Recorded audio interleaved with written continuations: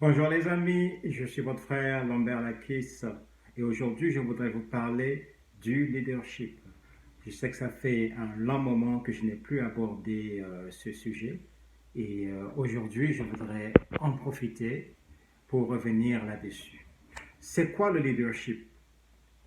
Nous avons vu dans l'une de mes études il y a plusieurs mois que le leadership était simplement de l'influence, d'après Chuck Swindoll, un homme de Dieu, un pasteur.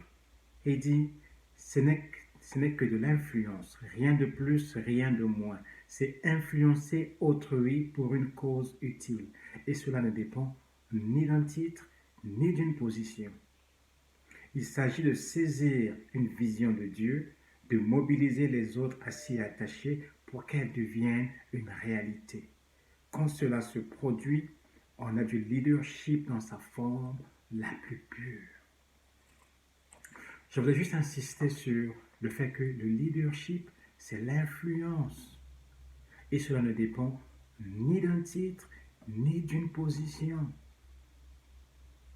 Tu n'as pas besoin de faire la Sorbonne ou d'aller dans MIT aux États-Unis, Harvard Business School, Polytechnique, haute études commerciales pour être un leader.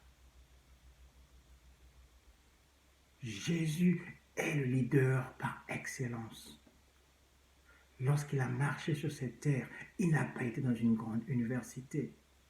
Il n'a pas fait théologie. Mais les grands théologiens comme Nicodème l'appelaient maître. Il n'a pas fait médecine, mais il a guéri des malades. Il a tiré des foules partout ce qu'il allait. Tu veux étudier le leadership? Étudier le leadership de Jésus.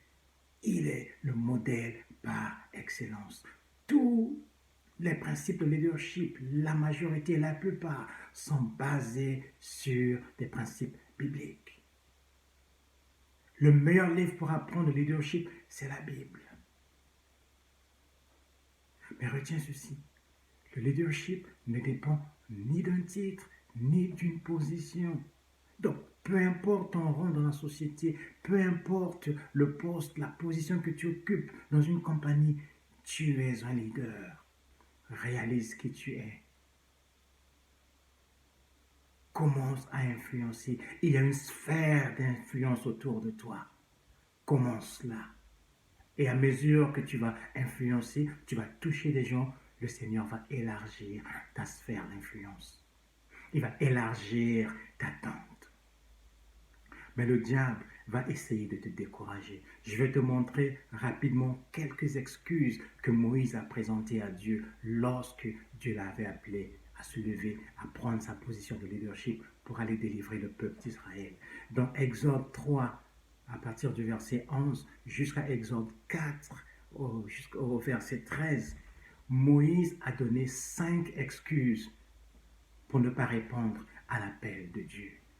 La première excuse, qui suis-je? Moïse ne se voyait pas à la hauteur de ce que Dieu l'appelait à faire. Qui es-tu? Il avait un problème d'identité. Il ne connaissait pas encore qui était son Dieu. Il dit, s'il refuse d'écouter, il avait peur de la réaction des gens. N'aie pas peur de ce que les gens vont dire ou de ce que les gens pensent de toi. Quatrième excuse, je ne sais pas parler, je ne suis pas éloquent, je ne parle pas français. Peu importe ta langue, influence dans ta langue vernaculaire, dans ta langue maternelle. Communiquer n'est pas bien parler le français ou l'anglais, la syntaxe, les mots, la concordance des temps, peu importe.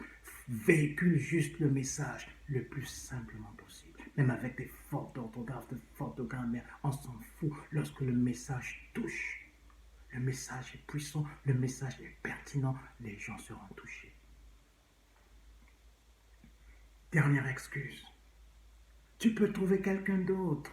Il avait un complexe d'infériorité. Jérémie, Dieu l'appelle, il présente aussi des excuses. Il dit à Dieu, ça c'est dans Jérémie 1 à partir du verset 4. Je ne sais pas parler, je suis jeune.